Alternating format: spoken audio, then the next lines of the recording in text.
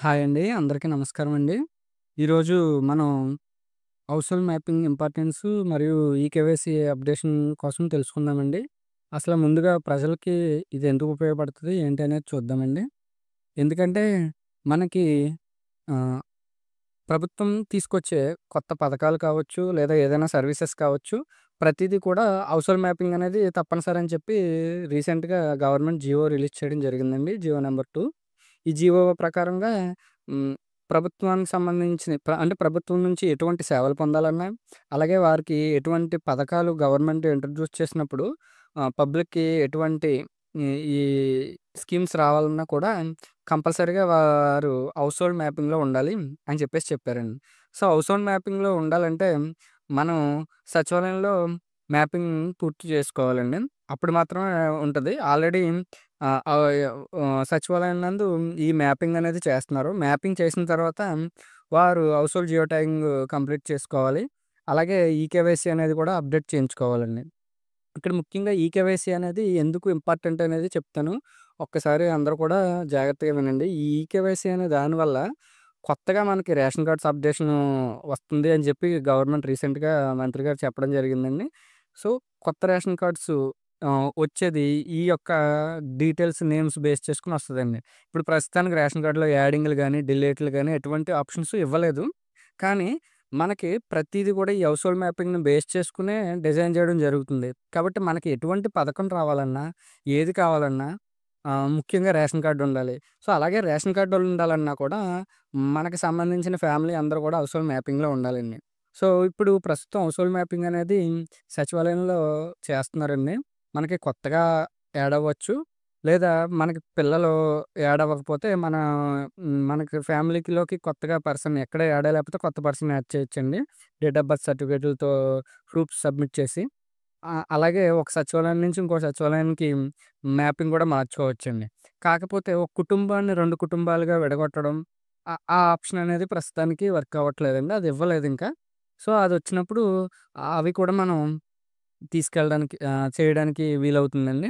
అయితే ఇక్కడ ప్రస్తుతం అప్‌డేట్ ఈకేవైసీ అనేది ఎందుకు ఇంపార్టెంటో చెప్తానని చెప్పాను గదండీ! అప్‌డేట్ ఈకేవైసీ అనేది దేని గురించంటే, మనకి గతంలో మ్యాపింగ్‌లో ఏజ్ తప్పుపడడం గానీ, లేకపోతే జెండర్ అంటే మేల్‌కి ఫీమేల్, ఫీమేల్‌కి మేల్ అని పడడం గానీ, లేదా ఆధార్‌లో నేమ్ కరెక్ట్‌గా ఉండి, మనకి ఇందులో పేరనేది సరిగా స్పెల్లింగ్స్ తప్పుండడం గానీ, ఈ విధంగా జరిగింది. ఇవన్నీ మనకి సరవ్వాలంటే ఈ అప్‌డేట్ ఈకేవైసీ చేసినప్పుడు మాత్రమే ఇవన్నీ గూడా సరవ్వడం జరుగుతుందండి. అలాగే ఆధార్ అప్‌డేట్ చేసుకున్నా గూడా ఇక్కడ సరవ్వకపోవడం జరుగుతుంది.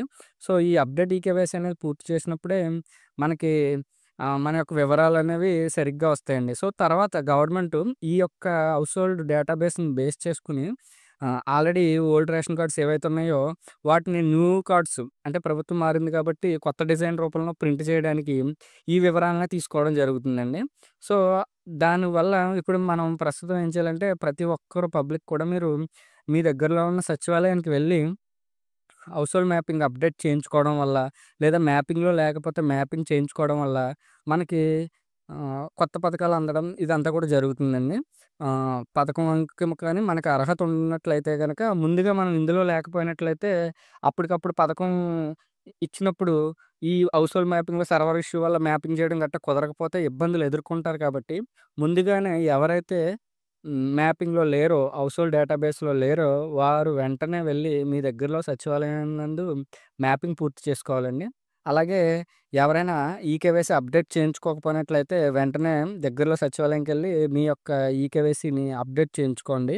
సో, దానివల్ల మనకేంటంటే ఏదైనా ప్రభుత్వం కొత్త రేషన్ కార్డులు ప్రింట్ ఇచ్చినా, లేదా కొత్త రేషన్ కార్డుల కోసం అర్జీలు పెట్టుకోమని ఇచ్చినా, లేదా కొత్త స్కీము డిజైన్ చేసినా మనకి ఉపయోగపడుతుందండి.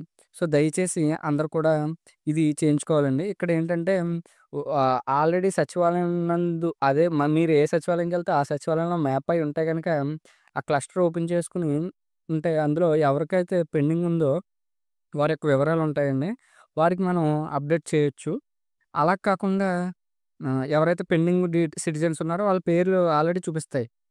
సో, దానికి మనం ఓపెన్ చేసుకొని వాళ్ళకి చేయొచ్చండి. అలా కాకుండా మనం ఆహ్, ఎక్కడున్నారో తెలీదు. ఎక్కడున్నా గాని ఎక్కడ మ్యాప్ అయ్యి ఉన్నా గాని డైరెక్ట్‌గా ఆధార్ నంబర్ తోటే మనం మ్యాపింగ్ పూర్తి చేయొచ్చండి.